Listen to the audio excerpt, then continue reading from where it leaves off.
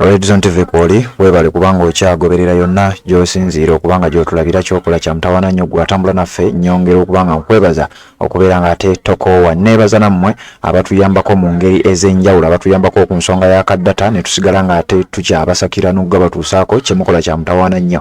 Nyongera okwebaza abagenda mu comment section ne mutuwa amawulire ne mutu notifyinga ku nsonga ezimu ate ne mutwebaza n'emirimu gye tukola. Nange mbeebaliza ddala okubanga ate mukyatambula n'omukutu ogwa Red Zone TV. Kakati mu mawulire ge nninawo essaawa eno yennyini ge njagala okubanga nkuwa Sam Okanya abangi bwe bamanyi nga Sammy the Mighty Family aleeteddwa mu kkooti eya Buganda Road olunaku olwaleero, era ku ssaawa eno yennyini we twogerera Sam oba Sammy the Mighty Family yakwatibwa ennaku z'omwezi zaali nga 23 omwezi ogw'omusanvu mu kwekalakaasa okwali okw'okugenda ku Parliament mu kye bayita March to Parliament. Abavubuka ba Generation Z ab'eggwanga erya Uganda nga beegattidde wamu nga bagamba tetugenda kukkiriza buli bwanguzi bugenda mu maaso naddala mu Parliament eno ekubirizibwa Anita Amongo. Tetugenda kubikkiriza, tuteekwa okuteekawo embeera n'okulaba nga at least tulwanyisa obuli bw'enguzi buno. Sam Okanya oba Sammy the Mighty Family yali omu ku abo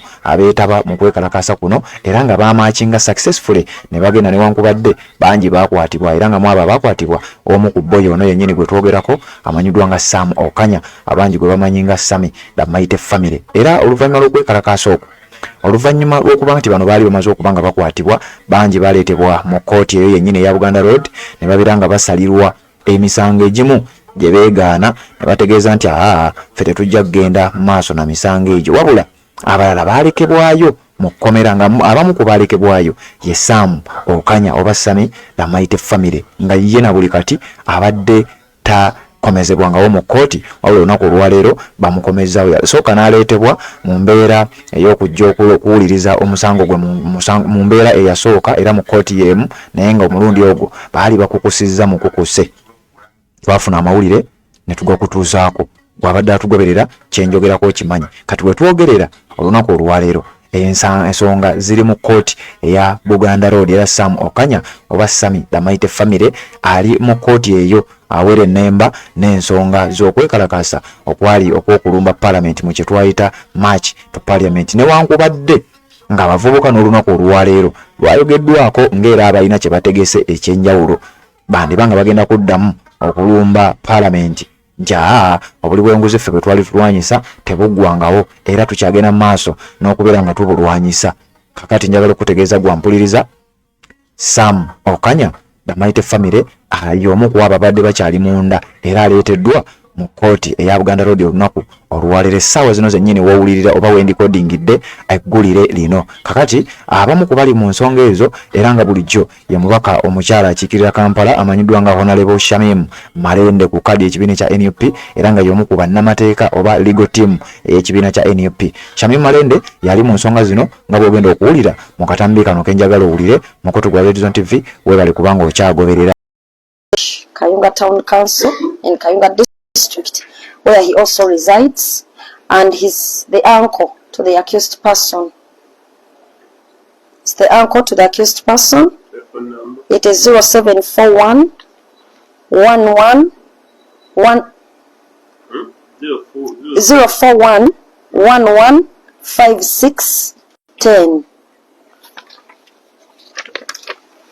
Your Worship, we have submitted the relevant documents to court and also given state copies, and the sureties will explain to them their role and they understand it. Where is the data for the accused person? Your Worship, I invite my land colleague to present the particulars for the accused person. Your Worship. Where does it stay? It stands in Dangira Cell, local council 1.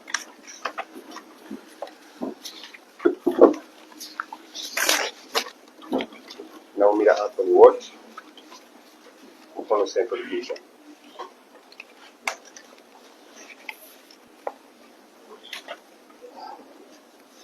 In Mukono District.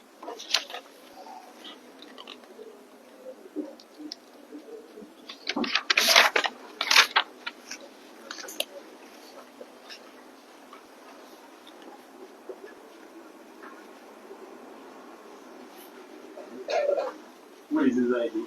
The accused is 28 years old, and his valid national ID is This is a copy of it. This is a copy.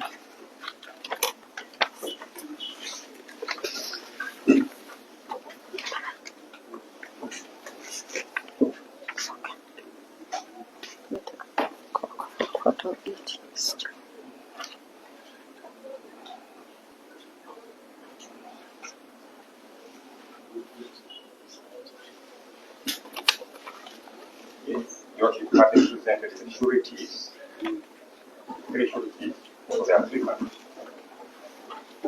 And the applicant's permanent place of abode being indicated pursuant to the introductory letter, LC. Your Worship, all the requirements under the Constitution 12 guidelines for courts of judicature, practice narrations are being fulfilled. Your Worship, we pray that these sureties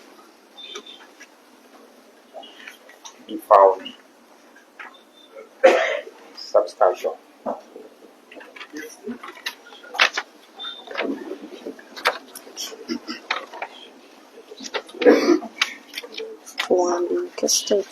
Your Worship, we object to the bail application. First, our first ground of objection relates to the fact that the first and third sureties, Worship, they appear to be of advanced age.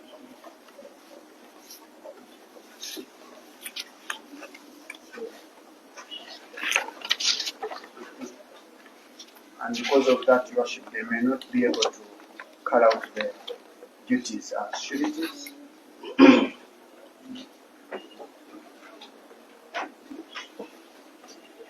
Especially the third surety, who is about 70 years, as indicated.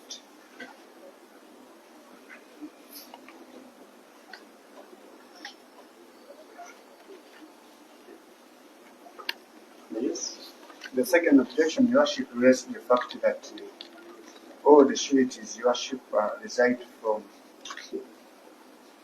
very far away from the jurisdiction of this court. Assalamu alaikum wa rahmatullahi wa barakatuh. Amanya n'eddoboozi Haji Abdul omusomi w'edduwa nkola ku nsonga ez'enjawulo emirimu nga gikutataganyeko ebyenfuna byo nga bidobonkanye n'oba oli bweru wa ggwanga emirimu gya kucankalanako jangu kusomere ku dduwa okubeda nedda edduwa zaabaawo edduwa zisomibwa omuntu n'oterezebwa mu mbeera yonna ebadde ekwesibyeko akanyaaga. Nina ekyoto kye nsobola okukumira wadde oli bweru wa ggwanga nga toli kumpi wano n'ofuna omukisa ogwo nawe n'osomerwako ku dduwa nga nkuteddeko n'akabaani Allah ajja kusaasira ajja kwanukula. Kuba ku namba yange y'essimu 0752 44 71 56 ne ku WhatsApp kwendi mpereza obubaka sobole okuyamba. Assalamu alaikum wa rahmatullahi wa barakatuh.